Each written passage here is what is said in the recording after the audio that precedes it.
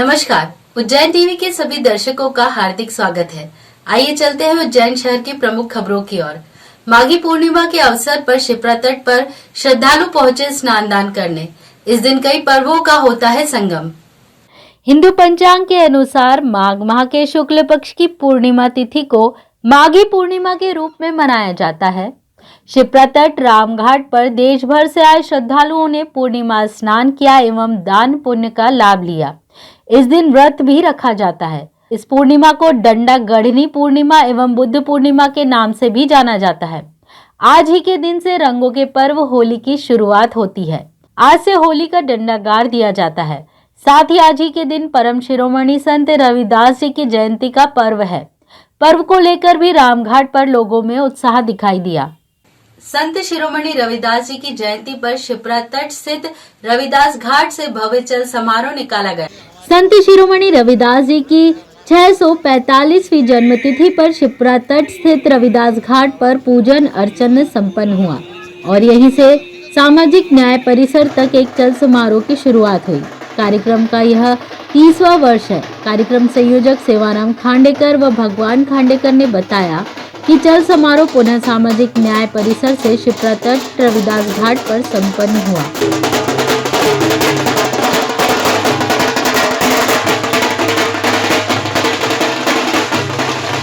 भारतीय मजदूर संघ की संभागीय बैठक में श्रमिकों की मांगों को लेकर प्रदर्शन की रूपरेखा बनाई गई।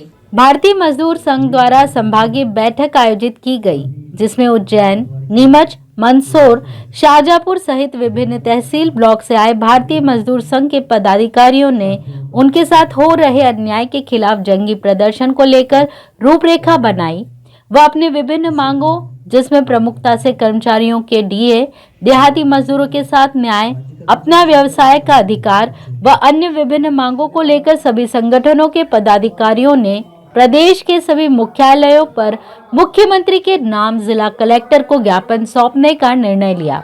प्रदर्शन 22 फरवरी को किया जाएगा। इस बैठक में सभी संगठनों के प्रतिनिधियों की मांगों को ध्यान में रखते हुए प्रदेश महामंत्री मधुकर सामले ने कहा कि हर वर्ग के मजदूर कर्मचारियों के साथ भारतीय मजदूर संघ कंधे से कंधा मिलाकर उनकी समस्याओं का निराकरण करने का पुरजोर प्रयास करेगा। भारतीय मजदूर संघ मध्य प्रदेश ने यह निर्णय लिया है, मध्य प्रदेश में जितने भी संगठित और असंगठित क्षेत्र में हमारे कामगार बंधु है, कर्मचारी है, उनकी समस्याओं को लेकर लंबे समय से हम लोग शासन प्रशासन के सामने हमारे कर्मचारियों मजदूरों की समस्याओं को उठा रहे हैं। समस्या का निदान नहीं होने की स्थिति में प्रदेश भारतीय मजदूर संघ ने निर्णय लिया है कि 22 फरवरी को सभी जिला केंद्रों पर संबंधित जिला कलेक्टर के माध्यम से माननीय मुख्यमंत्री जी को समस्याओं के निराकरण के लिए ज्ञापन दिया जाएगा।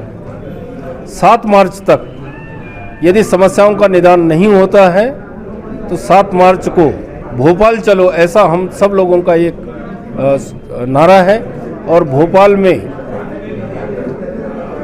दशहरा मैदान में एक बड़ा आंदोलन किया जाएगा और यदि वहां पर भी समस्या का समाधान नहीं हुआ तो विधानसभा का घेराव करने का भी काम किया जाएगा। तेजाजी जयंती पर क्षत्रिय जाट संघ ने रक्तदान शिविर का किया आयोजन, युवाओं ने लिया बढ़ चढ़कर हिस्सा। 15 फरवरी तेजाजी जयंती पर मध्य प्रदेश क्षत्रिय जाट संघ व रक्तवाहिनी रक्त योद्धा सेवा समिति के युवाओं ने रक्तदान में हिस्सा लिया। जाट समाज की ओर से जिले में पहली बार रक्तदान शिविर जिला अस्पताल में आयोजित किया गया, जिसमें समाज के वरिष्ठ जन इंदर सिंह रमेश जाट व कवि लक्ष्मण साहनी उपस्थित रहे। शिविर में 15 यूनिट रक्तदान किया गया। शिविर में करीब 30 युवाओं ने हिस्सा लिया, जो प्रदेश के विभिन्न शहरों से आए थे। समाज के वरिष्ठ जनों ने सभी का उत्साह बढ़ाया। हमारे मध्य प्रदेश जाट क्षत्रिय विकास संघ के सौजन्य से हमारे ब्लड डोनेशन के मामले में हमारे भाई यतीश जी ने सारा सहयोग करके कई लोगों को, यंग नवयुवक लोगों को बुलाकर हमारे सत्यवादी वीर तेजाजी जी के जन्म दिवस पर ब्लड डोनेशन के लिए यहाँ आए, रक्तदान किया। जैसे कि एक को बोलते हैं राजा हरिश्चंद्र, सत्यवादी हरिश्चंद्र, और दूसरे सत्यवादी हरिश्चंद्र नहीं, सत्यवादी तेजाजी महाराज। तो एक ऐसा सूरा महाराज ये जाट समाज में हुआ जिसको कि आज सदियों सदियों से ये लोग जानते हैं। जाट समाज को देख रहा हूँ, तेजाजी को देख रहा हूँ और दो लाइन कहने का प्रयास करता हूँ कि जीना आन बान का आत्मस्वाभिमान का। और इन जाट लोगों ने लिख दिया तेजाजी महाराज के मस्तिष्क पर नाम हिंदुस्तान का। वायुसेना के सैनिक की दुर्घटना में मृत्यु के बाद उनके पैतृक गांव में निकाली गई शव यात्रा में उमड़े लोग। उन्हेल के लाल वायुसेना के सैनिक वीरेंद्र सिंह की मुंबई में पोस्टिंग थी। सड़क हादसे के दौरान वे गंभीर रूप से घायल हो गए, जिसके बाद उनका निधन हो गया। शहीद वीरेंद्र सिंह का पार्थिव शरीर उनके पैतृक गांव पहुंचा।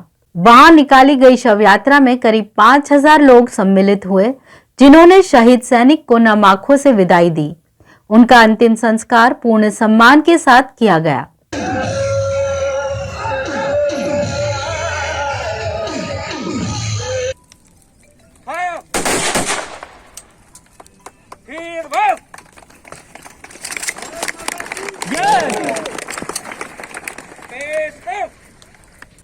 प्रसिद्ध गायक व संगीतकार बप्पी लाहिरी के निधन से उनके चाहने वालों में शोक की लहर। उज्जैन टीवी उन्हें श्रद्धांजलि अर्पित करता है। फिल्म जगत में स्वर कोकिला लता मंगेशकर के बाद 10 दिनों के भीतर ही प्रसिद्ध संगीतकार गायक बप्पी लाहिरी को खो दिया। उनका 69 साल की उम्र में निधन हो गया। मुंबई के एक अस्पताल में उन्होंने अंतिम सांसें ली। बप्पी लाहिरी बीते दिनों से बीमार थे और उनका इलाज चल रहा था। पिछले साल उन्हें कोरोना हुआ था और महामारी को मात देकर वे अस्पताल से घर भी लौट आए थे। बप्पी लाहिरी के निधन की खबर सामने आने के बाद उनके चाहने वालों में दुख की लहर है। देश दुनिया की तमाम महान हस्तियां उन्हें श्रद्धांजलि अर्पित कर रही हैं।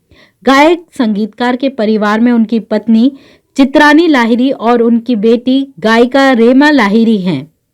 तो ये थे उज्जैन शहर के मुख्य समाचार। ऐसी ही ताजा खबरों के लिए देखते रहिए उज्जैन टीवी। उज्जैन टीवी का यूट्यूब चैनल लाइक और सब्सक्राइब करना ना भूलें। नमस्कार।